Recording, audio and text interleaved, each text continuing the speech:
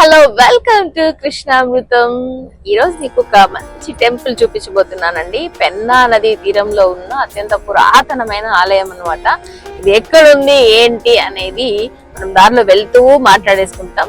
ఓకేనా? కడప నుంచి హైదరాబాద్ వెళ్లే రూట్ లో కడప నుంచి 15 కిలోమీటర్లు మనం ప్రయాణం చేసిన తర్వాత ఇక్కడ ఒక లెఫ్ట్ వస్తుంది.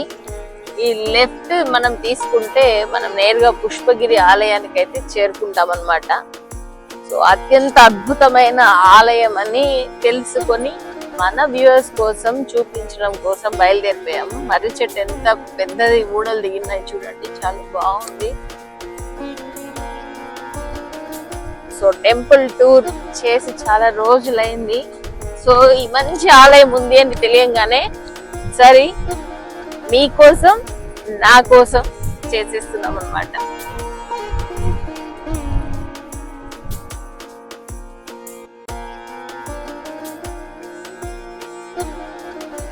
లోపలికి ఇలా వెళ్తుంటే దారి ఇదేనా అని చెప్పి మాకు డౌట్ వస్తుంది. కానీ ఇక్కడ వేరే వాళ్ళని అడిగితే ఇదే దారి, వెళ్ళాలి లోపలికి అని చెప్పేసి అన్నారనమాట. ఇప్పుడు మనం ఏదైతే ఆలయం దగ్గరికి వెళ్తున్నామో ఈ ఆలయం గురించి మనకు వేరే వాళ్ళు చెప్పారు. చాలా అద్భుతంగా ఉంటది. ఇన్ని టెంపుల్స్ చూపిస్తున్నారు కదా, ఒక్కసారి ఈ ఆలయానికి కూడా వెళ్ళి మా కోసం చెయ్యండి అనేసని అందుకే బయలుదేరాం అన్నమాట.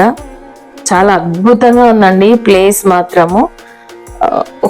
ఒకవేళ ఎవరైనా రెగ్యులర్ ట్రిప్స్ కాకుండా ఒక లాంగ్ డ్రైవ్ వెళ్ళాలి అనుకుంటే ఇది పర్ఫెక్ట్ ప్లేస్.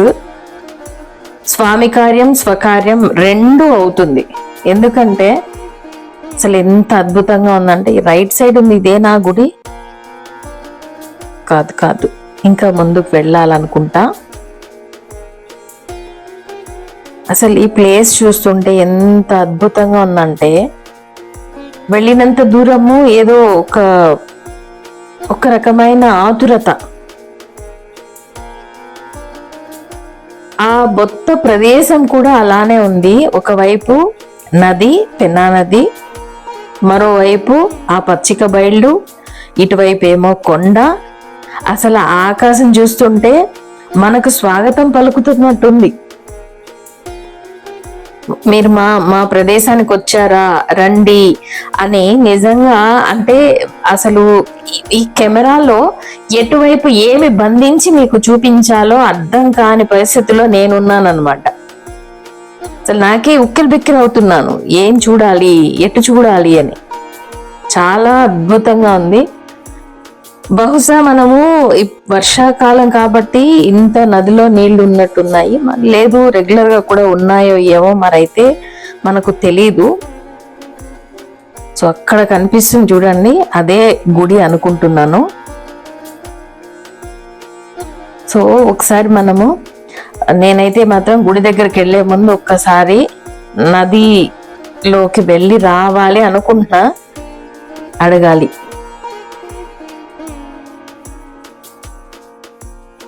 చూడండి ఎంత బ్యూటిఫుల్ గా ఉంది.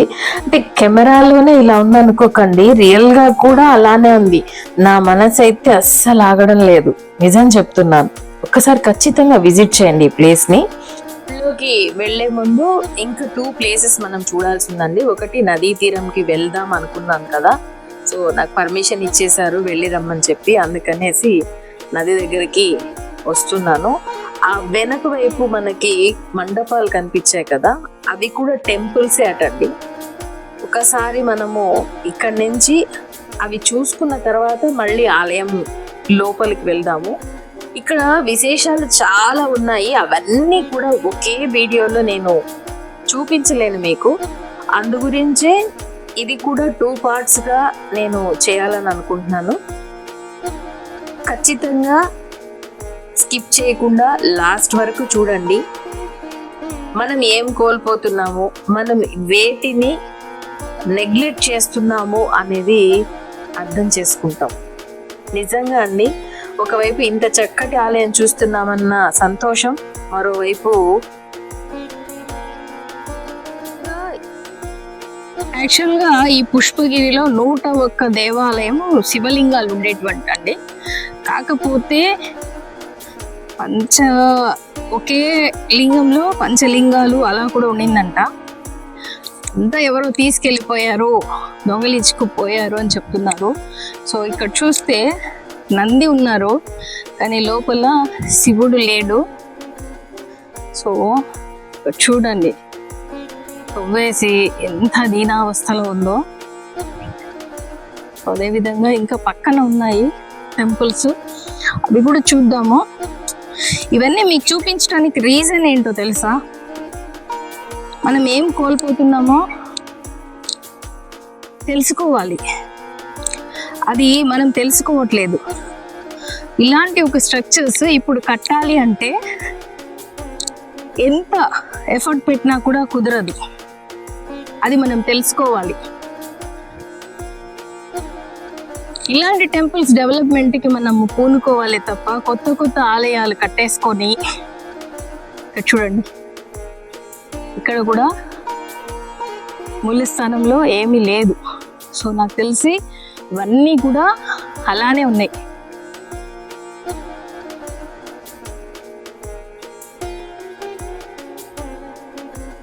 నదీ తీరాన ఇలాంటి ఒక టెంపుల్ డెవలప్మెంట్ ఆ కాలంలో ఏమనుకొని చేసి ఉంటారో తెలీదు. చూడండి,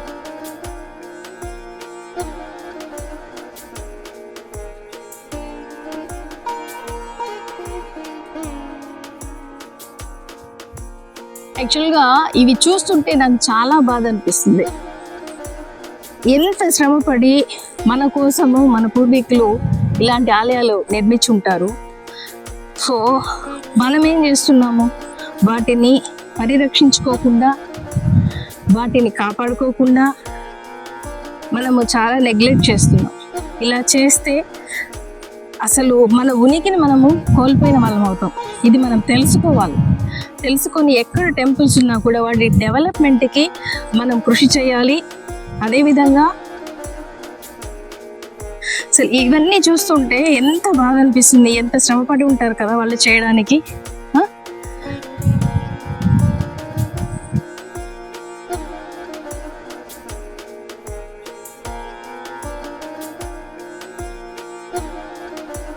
పార్ట్ 1లో పాడుబడ్డ ఆలయాలు ఇవన్నీ చూసాం కదండి.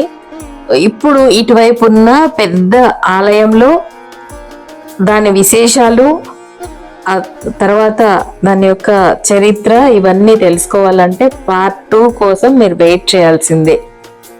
సో నేను చాలా కష్టపడి వీడియోలు చేసి మీకోసం తీసుకొస్తున్నాను. మీరు కృష్ణామృతం ఛానల్ని ఎంకరేజ్ చేయాలంటే కృష్ణామృతం ఛానల్ని లైక్ చేయండి, షేర్ చేయండి, కమెంట్ చేయండి, సబ్స్క్రైబ్ చేసుకోవడం మర్చిపోకండి. సబ్స్క్రైబ్ చేసుకున్న తర్వాత పక్కనే ఉన్న బెల్ ఐకాన్ని ప్రెస్ చేయండి. తద్వారా నోటిఫికేషన్స్ అనేవి వస్తాయి. ఈ ఆలయం బయట చూస్తుంటే మీకు అర్థమవుతుంది కదా. పార్ట్ 2 చాలా బాగుంటుంది. సో తప్పకుండా చూసి కమెంట్స్ అనేవి పెట్టండి.